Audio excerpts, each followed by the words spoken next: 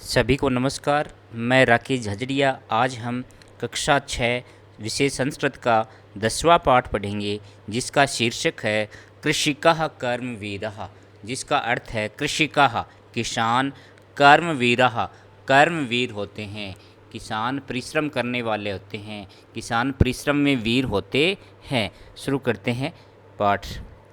सूर्यस्तपत्तु मेघः वा वर्षन्तु विपुलं जलम। सूर्यस्तपत्तु, सूर्य है प्लस तपैतु विसर्ग संधि। सूरज तपे, सूर्य है तपैतु, सूर्य तपे। अपन एक एक शब्द को देखेंगे, एक एक शब्द का अर्थ करेंगे, उसके बाद पूरे श्लोक का हिंदी अर्थ करेंगे, जिससे आपकी याद ही हो जाए। मेघः वा, मेघः बादल, वा अथवा वर्षन्तु वर्षा करे, वर्षे। विपुलम अत्यधिक, विपुल को बोलते हैं ज़्यादा, अत्यधिक जलम जल, अत्यधिक जल वर्षन्तु वर्षा करे। तो क्या अर्थ हो गया? सूरज तपाए, बादल अत्यधिक वर्षा करे। कि सूर्य तपाए अथवा बादल अत्यधिक वर्षा करे, या बादल अत्यधिक जल बरसाए। कृषिका, कृषिको, कृषिका किसान। देखो कृषिकः बोलते हैं किसान को, और कृषिका किसान का स्त्रीलिंग, तो महिला किसान। कृषिका महिला किसान, कृषिको किसान। नित्यम नित्य, हमेशा। शीतकाले अपि, शीतकाले अपि शीतकाल में भी, सर्दी के समय में भी। कर्मठो कर्मठ होते हैं, कार्य करते रहते हैं। कि किसान और उसकी पत्नी, तो कृषि का महिला किसान है, इसको साथ ऐसे पढ़ लेते हैं कि किसान और उसकी पत्नी दोनों नित्यम हमेशा, शीतकाले अपि सर्दी में भी, कर्मठो कार्य करते रहते हैं। अब एक साथ पूरे का करते हैं कि चाहे सूर्य तपाए, चाहे सूरज तपाए, चाहे बादल अत्यधिक जल बरसाए, किसान और उसकी पत्नी दोनों हमेशा सर्दी में भी कार्य करते रहते हैं। दूसरा देखिए। ग्रीष्मे शरीरम सस्वेदम, शीते कंपमयम सदा। ग्रीष्म, ग्रीष्म ऋतु में या गर्मी में, शरीरम शरीर, सस्वेदम पसीने से युक्त, शीते सर्दी में, कंपमयम सदा, कंपमयम कांपता रहता है, सदा हमेशा। कि गर्मी में उसका शरीर पसीने से युक्त रहता है। किसका? किसान दंपति का। कि गर्मी में उसका शरीर पसीने से युक्त रहता है, पसीने से लथपथ रहता है, और सर्दी में, शीते सर्दी में ठंड से कांपता रहता है। हलेन च कुदालेन, हल और कुदाल से, हल और कुदाल बोलते हैं फावड़े को, हल और फावड़े से, या आप कुदाली भी लिख सकते हैं कि हल और कुदाल से। तव वे दोनों, तव दोनों के लिए आया है। कौन?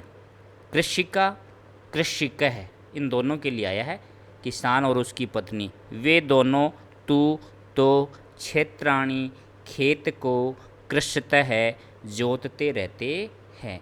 कि वे दोनों तो हल और कुदाल से खेत को जोतते रहते हैं। तो एक बार पूरे का एक साथ करते हैं अपन कि गर्मी में उसका शरीर, गर्मी में उसका शरीर पसीने से लथपथ रहता है, पसीने से युक्त रहता है, सर्दी में ठंड से कांपता रहता है, फिर भी वे दोनों हल और कुदाल से सदा खेतों को जोतते रहते हैं। तीसरा देखिए, बहुत सरल है, आप ध्यान से एक एक शब्दार्थ देखो, फिर एक साथ करेंगे तो आपकी यादें हो जाएगा, आप याद ही कर लेना। पादियो पादियोर न पदयात्रे पदत्राणी, शरीरे वसनानी नो। पादियों न पैरों में, पादियों न पैरों में, न नहीं, पदत्राणे जूते, कि पैरों में जूते नहीं है। शरीरे शरीर पर, वसनानी वस्त्र, नो न है नहीं है, कि शरीर पर वस्त्र नहीं है, शरीर पर कपड़े नहीं है। कि पैरों में जूते नहीं हैं और शरीर पर कपड़े नहीं है। निर्धनम जीवनम, निर्धन जीवन, निर्धनम जीवन, निर्धन जीवन, कष्टम कष्टकारी, सुखम दूरे एव ही तिष्ठति, सुखम सुख तो दूरे ही दूर ही तिष्ठति रहता है, कि उसके लिए सुख तो दूर ही रहता है। क्या बताया कि उसका जीवन कैसा है, निर्धन है और जीवन कष्टमय है, कष्टयुक्त है, और सुख तो उससे दूर ही रहता है, अर्थात उसके पास हमेशा कष्ट ही रहता है, सुख उसके पास रहता ही नहीं है। इसलिए कवि ने क्या कहा, सुख तो उनसे दूर ही रहता है।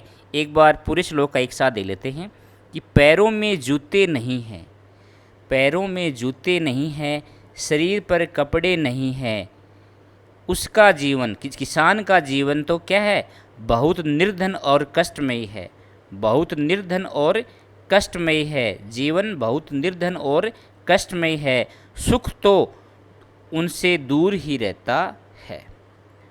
चौथा देखिए, गृहम जीर्णम न वर्षासु वृष्टिम वारितुम क्षमम, गृहम घर, जीर्णम जीर्ण है, जीर्ण किसको बोलते हैं, जो पुराना होता है, टूटा फूटा होता है।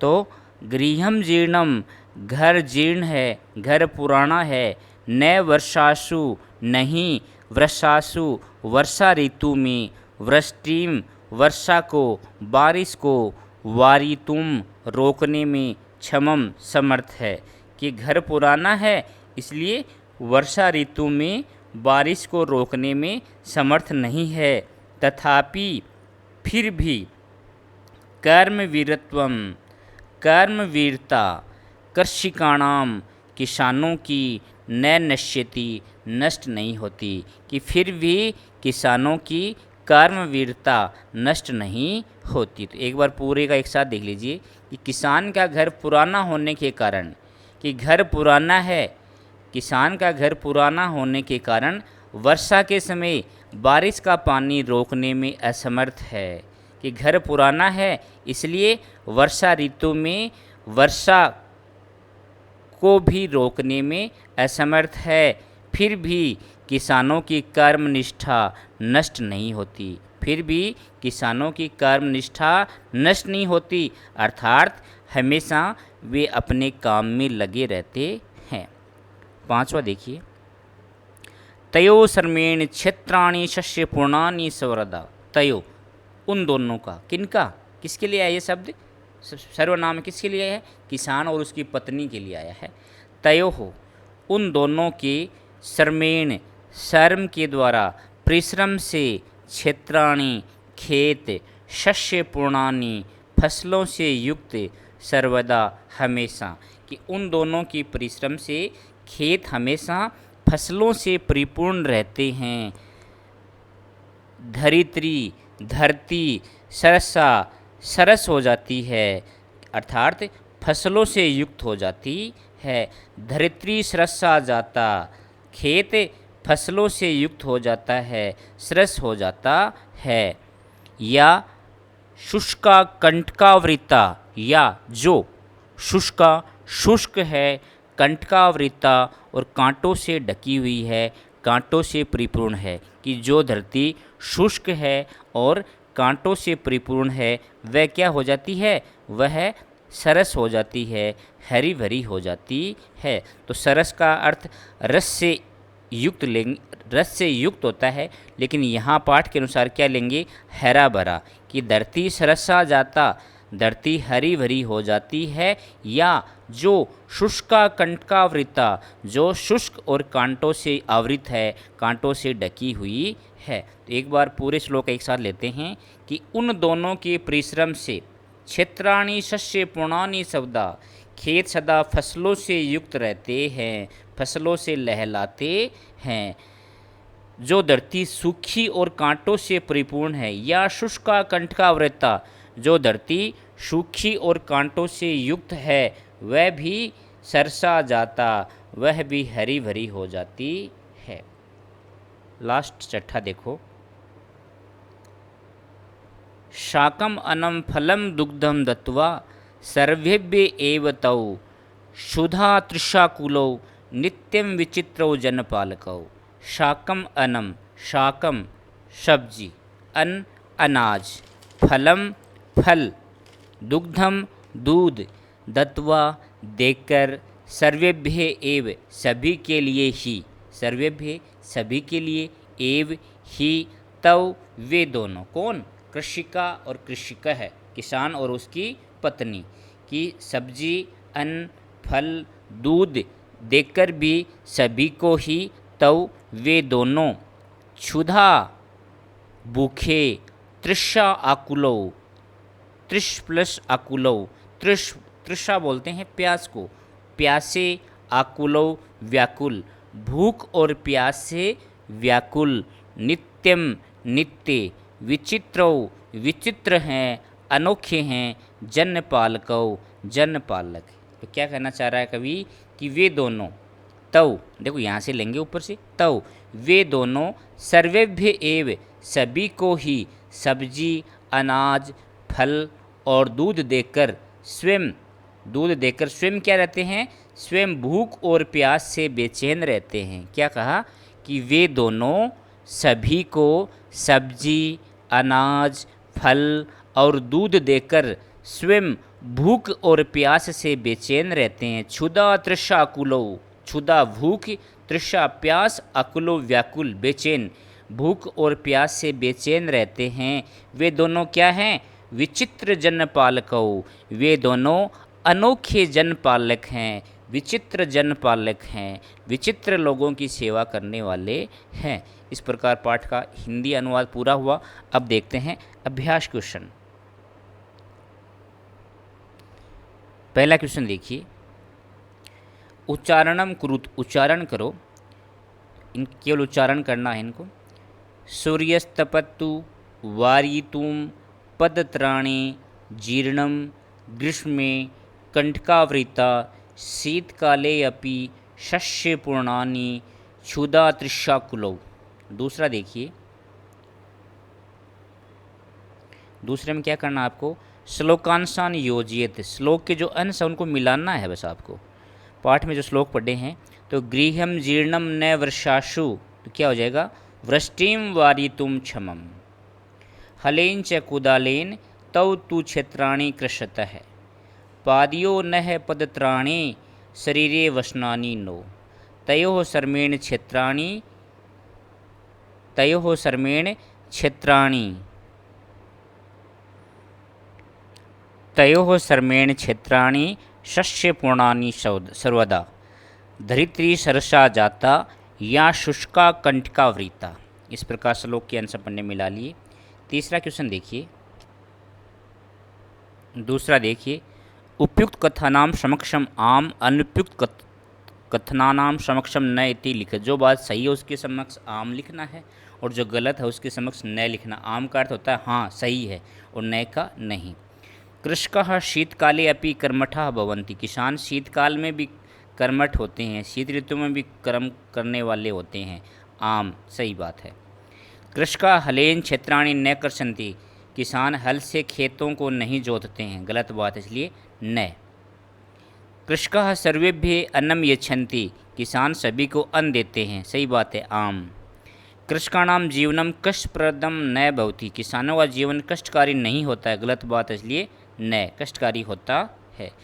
कृषकः क्षेत्राणि सस्य पूर्णानि करोति, किसान खेत को हरा भरा कर देते हैं, फसलों से परिपूर्ण कर देते हैं, सही बात है आम।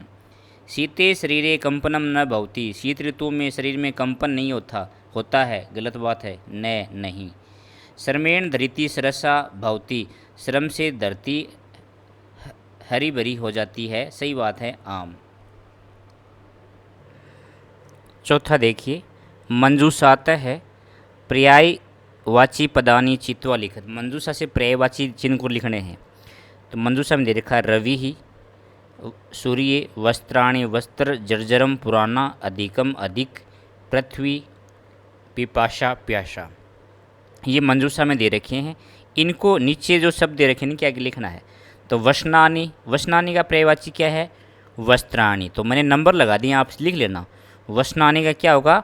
वस्त्राणि, ये आ जाएगा। 1 नंबर वसनानी वस्त्राणि आ गया। सूर्य का क्या होगा? रवि ही, 2 नंबर लगा दिया, रवि लिख लेना 2 नंबर में। तृषा, तृषा का होगा प्यासा, पिपासा, तो इसके 3 नंबर लगा दिया, ये रहा पिपासा। चौथा विपुलम, अधिक, 4 नंबर ये लगा दिया, अधिक आ जाएगा। जीर्णम, 5 नंबर, जीर्ण पुराना, जर्जरम, ये जर्जरम आ जाएगा। धरित्री, धरित्री का होती है पृथ्वी, 6 नंबर, ये 6 नंबर लगा दिया, यहाँ पृथ्वी आ जाएगा। तो यहाँ नंबर लगा दिए हैं, नंबर के अनुसार आप रिक्त स्थान की पूर्ति कर लेना। 5वां देखिए, मंजूषात विलोम पदानी चित्वा लिखत, मंजूषा से विलोम पद चुनकर लिखने हैं। तो मंजूषा में दे रखे हैं धनिकम, धनी, निरशा, निरश, अक्षमम, पर्याप्त, नहीं, दुखम, दुख, शीते, सर्दी में, पाश्रुए, पास में। तो सुखम का विलोम क्या हो जाएगा, दुखम, 1 नंबर, ये 1 नंबर लगा रखा है, यहाँ लिखना दुखम। दूरे, दूरे का पार्श्वे, पास में, तो यहाँ 2 नंबर यहाँ आ जाएगा। निर्धनम, धनिकम, निर्धन का धनिकम होता है, तो 3 नंबर यहाँ आ जाएगा। क्षमम का अक्षमम, 4 नंबर यहाँ आ जाएगा। ग्रीष्म का शीते, 5 नंबर यहाँ आ जाएगा। सरसा, सरस, निरसा, नीरस, ये 6 नंबर यहाँ आ जाएगा। छठा क्वेश्चन देखिए, प्रश्नानाम उत्तराणि लिखत, प्रश्नों के उत्तर लिखने हैं। तो कृषकाः केन क्षेत्राणि कर्षन्ति, किसान किससे खेत को जोतते हैं। तो हलेन, कुदालेन च, हल और कुदाल से। दूसरा देखिए, केसाम कर्म वीरत्वम न नश्यति, किसका कर्म वीरता नष्ट नहीं होती, किसकी कर्मठता नष्ट नहीं होती। कृषिकाणाम, किसानों की। श्रमेण का सरसा भवती, परिश्रम से कौन हरी भरी हो जाती है। धरित्री, पृथ्वी। कृषकाः सर्वेभ्य किम यच्छन्ति, किसान सभी को क्या देते हैं। तो शाकम, अन्नम, फलम, दुग्धम च, सब्जी, अनाज, फल और दूध। कृषकात दूरे किम तिष्ठति, किसान से क्या दूर रहता है। सुखम, सुख दूर रहता है। इन्हीं उत्तरों को यदि आप पूरे वाक्य में लिखें तो आप क्या करेंगे, यहाँ केन है प्रश्नवाची, इसको तो हटा दो और केन की जगह लिख लेना हलेन, कुदालेन च। दूसरे में केशाम को हटा दो और केशाम की जगह लिख देना कृषि का नाम। गै के में का हटा दो और का की जगह लिख दो धरित्री, बाकी वैसा का वैसा। घै में किम किम, इसको हटा दो और उसकी जगह ये सारे शब्द लिख दो। अंगय में किम, किम को हटा दो और किम की जगह सुखम लिख दो, तो ये पूरे वाक्य में हो जाएगा। ठीक है ना। तो पूरे वाक्य में, एक वाक्य में अलग से कुछ याद नहीं करना, एक पद में देना होता है ना, तब तो ये उत्तर लिख दो। और पूरे वाक्य में देना होता है तो जो प्रश्न में जो प्रश्नवाचक शब्द होता है ना, केन है, यहाँ केशाम है, का है, किम है, इनको हटा दो और उनकी जगह ये उत्तर लिख दो और बाकी वैसा का वैसा लिख दो, वो आपका पूर्ण वाक्य में उत्तर हो जाएगा। आपकी पाठ समझ में आया तो आप पाठ को, मेरे वीडियो को लाइक करें, अपने मित्रों के साथ शेयर करें और अभी तक मेरे चैनल को सब्सक्राइब नहीं किया तो सब्सक्राइब अवश्य करें। एक नए पाठ के साथ, आपकी जो स्माइल 3.0 की क्विज आती है उसके साथ, वर्कशीट के साथ पुनः मिलते हैं। धन्यवाद। Subscribe now and press the bell icon. Never miss an update.